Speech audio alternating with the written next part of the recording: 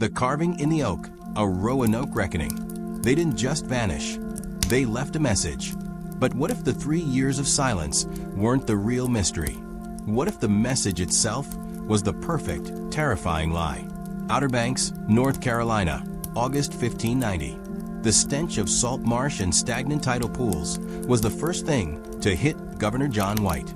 It was not the scent of failure, not yet, but it was the smell of a place left to the wild, a place that should have been a vibrant, bustling village.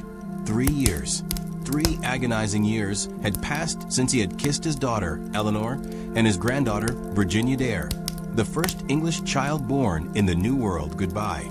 He had sailed back to England for vital supplies, only to be trapped by the sudden, terrifying grip of the Anglo-Spanish War. Queen Elizabeth I had commanded every able ship, his own included, for the defense of the realm. Every day he'd spent in London, the terror had gnawed at him.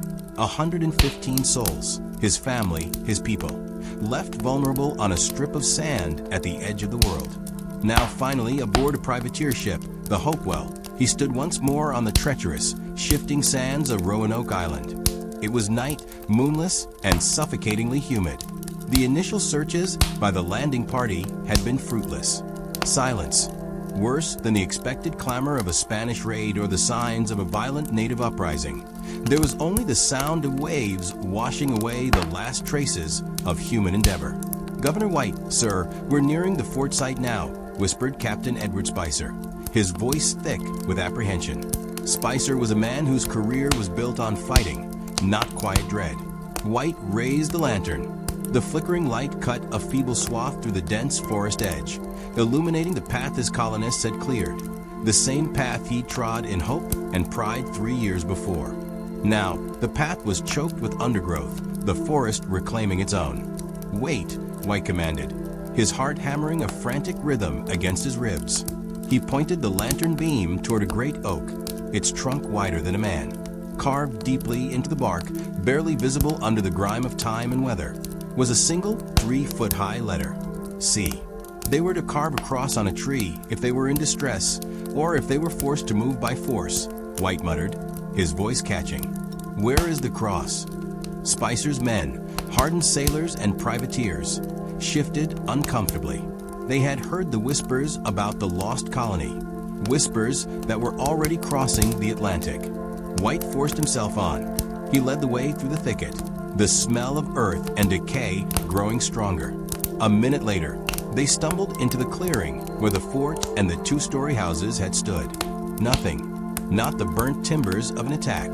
Not the scattered remains of a slaughter. Just nothing. The entire palisade, the defensive wall, the watchtower, the houses had been systematically disassembled. All the heavy planks, the nails, the iron implements, even the few small cannon he'd left behind, were gone. The place was sterile, a field of cropped grass where a village should have been. It was as if the colonists had simply picked up their entire lives and walked away. But where? And how? White felt a cold, deep panic. A panic far worse than the fear of death by starvation or Spanish cruelty. This felt premeditated, organized. Search every inch. White barked, his voice raw. Find any trace, any scrap of cloth, any sign of struggle. An hour later, a young sailor named Davies stumbled backward, his face bone white in the lantern light. "Governor, over here, on the great post." White rushed over. Near the entrance to the abandoned clearing stood a large wooden post, the kind used to hold up the gate. On it, carved not into the bark, but into the smooth, freshly cut wood, were 5 capital letters. C-R-O-A-T-O-A-N. White dropped his lantern. It clattered to the ground, bathing the cryptic word in an unsteady, sickly yellow light. Croton. The name of a nearby island, south of Roanoke, a place where a friendly Native American tribe, led by Chief Manteo, who had once been White's ambassador to the English court, resided. It was the designated location for relocation, agreed upon before White left.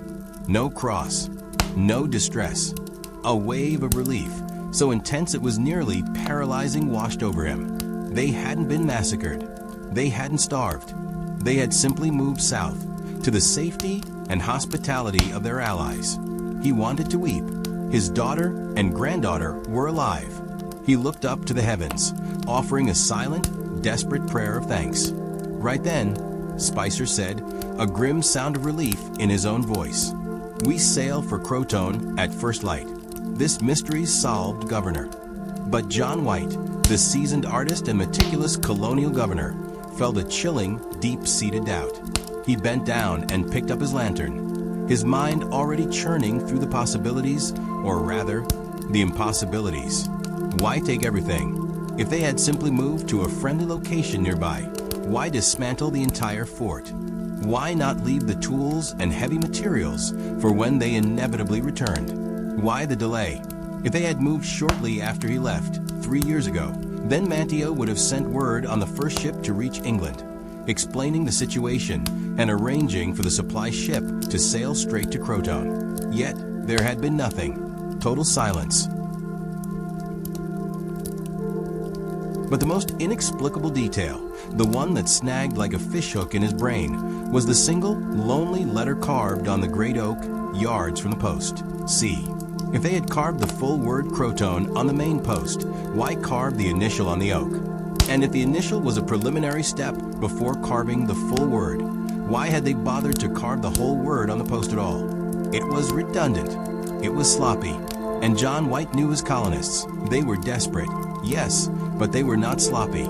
The single C felt like an unfinished thought, a pause in a message that was never completed. John White looked down at the 5 letters on the post, then back toward the dark, menacing woods where the single C was hidden. Croton. For 100 years to come, this word would be the historical fact, the end of the inquiry. It would be the simple, elegant solution to the great American mystery. But John White, standing there in the suffocating dark of a moonless night, suddenly realized that the word on the post wasn't the answer. It was the misdirection. The real mystery was not where they went. The real mystery was why they wanted the world to believe they had gone to Croton. Part 1. The Ghost of the White Doe. The voyage to Croton, now Hatteras Island, was a disaster. Driven off course by a brutal storm, the Hopewell nearly ran aground. Captain Spicer, having lost several anchors and a lifeboat, was convinced the colony was cursed, and his men were mutinous. White, however, was now driven by a cold certainty that his family had engineered their disappearance, and that the word Croton was a clue, not a destination. He knew, with the conviction of a father, that they hadn't moved 20 miles south. They had vanished, and only the truth, the real truth, would have driven his practical, stoic daughter to participate in such an elaborate deception. He managed to convince the reluctant captain to sail north instead, up the mighty Chesapeake Bay. It was a long-shot gambit based on a year-old map and a half-remembered conversation with an ambitious Chief Manteo.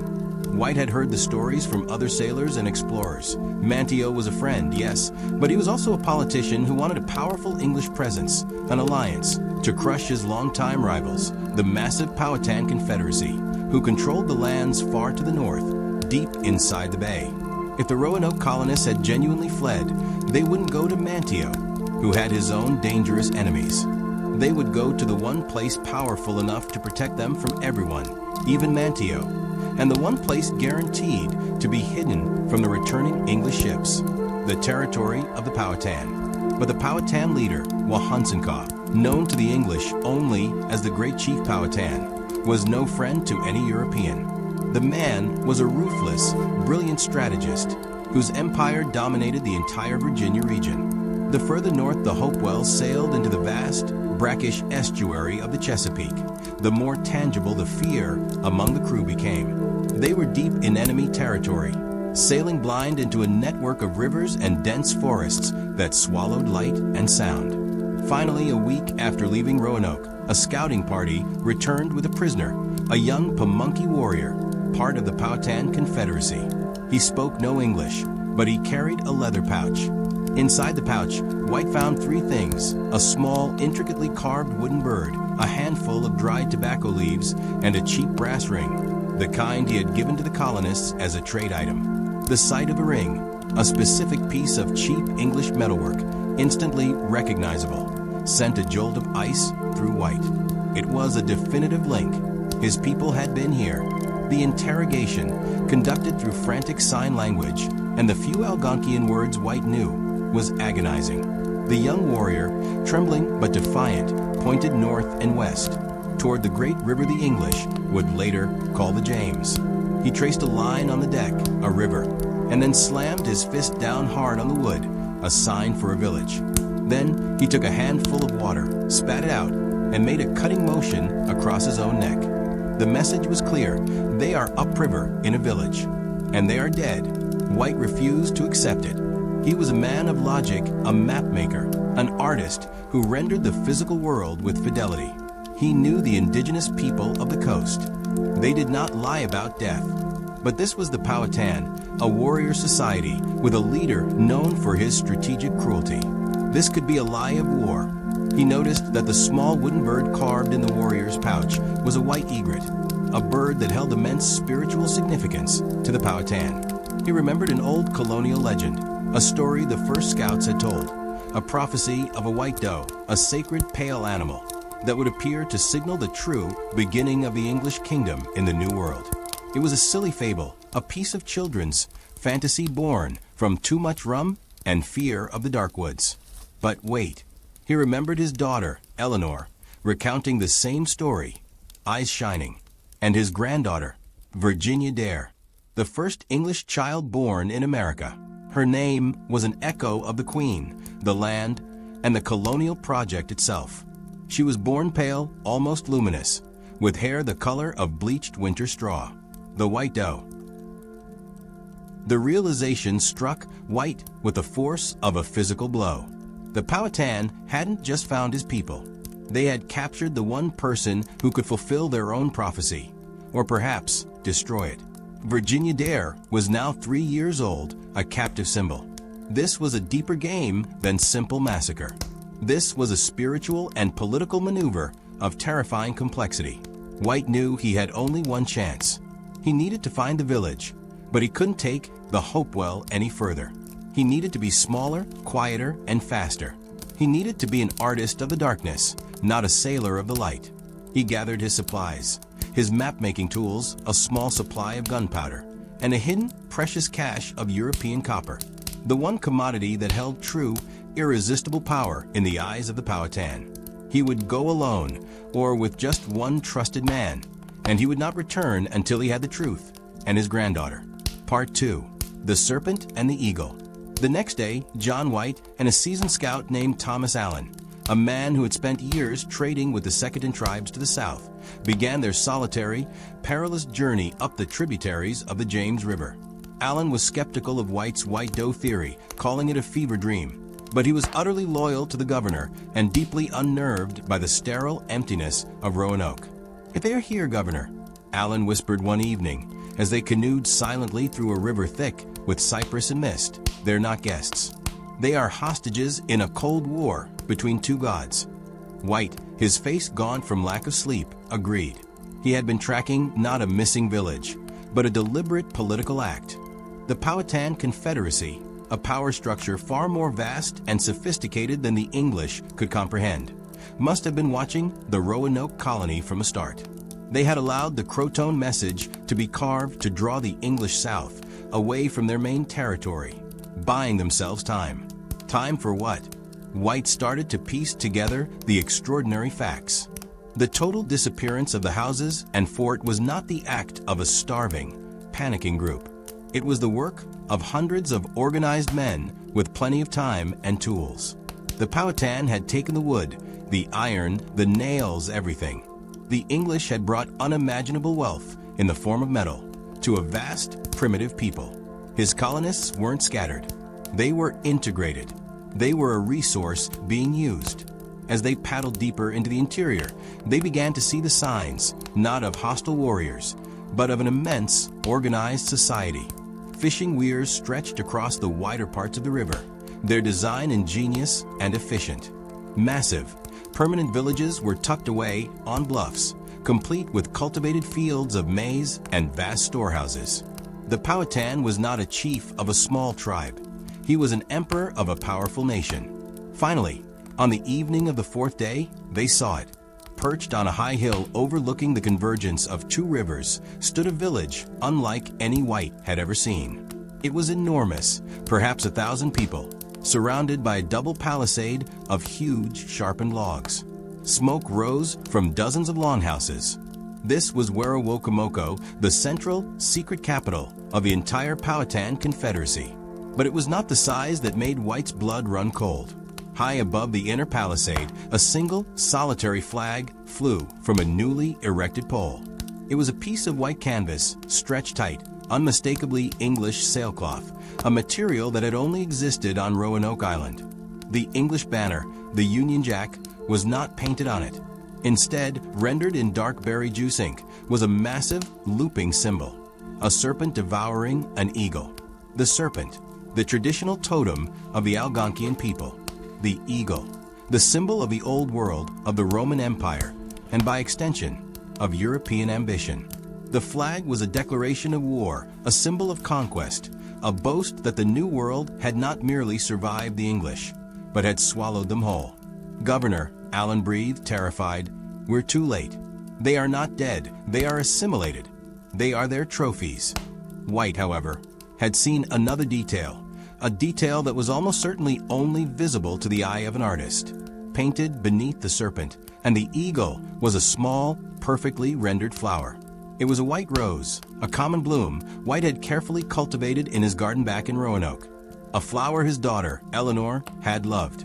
It was too specific, too private. This was not the work of a Powhatan artist imitating a foreign thing. This was a signature. "They aren't all gone, Thomas," White whispered, his gaze fixed on the flower of the white rose. "My daughter. She is there, and she is communicating." But the problem was not getting in. The problem was that he now knew what they were risking. Eleanor had left a message in the sight of her captors. It was an act of audacious, terrifying defiance. He knew instinctively that the white rose was a signal for him to stop, to turn back. To come for her was to play directly into the Emperor's hand. The serpent had caught the eagle, and John White, the loving, desperate father, was walking straight into its jaws.